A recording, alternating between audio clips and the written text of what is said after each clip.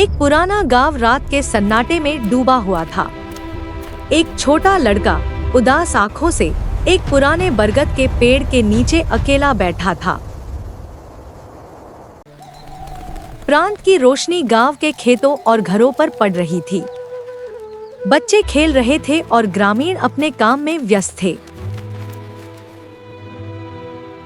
लड़का लकड़ी की बेंच पर अकेला बैठा था, उसकी आंखों में उदासी थी। वो धीरे धीरे गांव की गलियों से गुजरा, उसकी कहानी को महसूस करते हुए। बच्चे हंस रहे थे और लड़के की ओर इशारा कर रहे थे। वह लड़का एक शांत देवता था, जो केवल अपने अकेलेपन से नाराज था। शाम का सूरज डूब रहा था और लड़का नदी के किनारे बैठा था।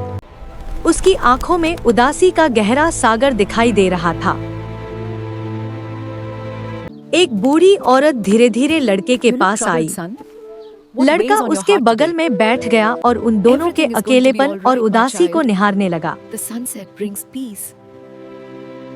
कुछ साल पहले लड़के के माता पिता गांव छोड़कर चले गए थे। लड़का उदास आंखों से उनकी छोटी सी दुनिया को देख रहा था। वह एक तूफानी रात थी, बारिश बहुत तेज हो रही थी। लड़का अपने घर के पास उदास और भीगे चेहरे के साथ खड़ा था। लड़का पुराने घर में अकेला बैठा बारिश की बूंदों को देख रहा था। कमरे की खामोशी में उसकी उदासी और अकेलापन घुल-मिल गया था। रात के अंधेरे में एक घर जल रहा था। लड़का ईश्वर के सामने खड़ा था और साहसपूर्वक आग को देख रहा था। अंधेरे कमरे में एक छोटी बच्ची रो रही थी। लड़का सांस रोककर उसे देख रहा था, मदद करने के लिए तैयार था। लड़का धीरे धीरे चल रहा था, उसके पीछे जलता हुआ घर था। हर कदम के साथ आग की रोशनी उसके चेहरे पर पड़ रही थी।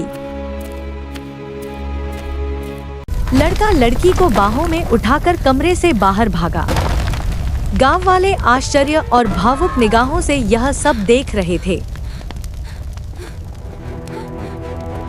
गांव वाले आग के बीचों बीच हडल होकर बैठे थे। उनके चेहरों पर भावनाओं का सैलाब उमड़ रहा था। लड़का लड़की का सिर पकड़े हुए था, माँ अपनी बेटी को गले लगाए हुए थी। उस नन्हे लड़के ने अपने साहस और मित्रता से सबका दिल जीत लिया। गांव में प्रेम और साहस की यह कहानी हमेशा याद रहेगी।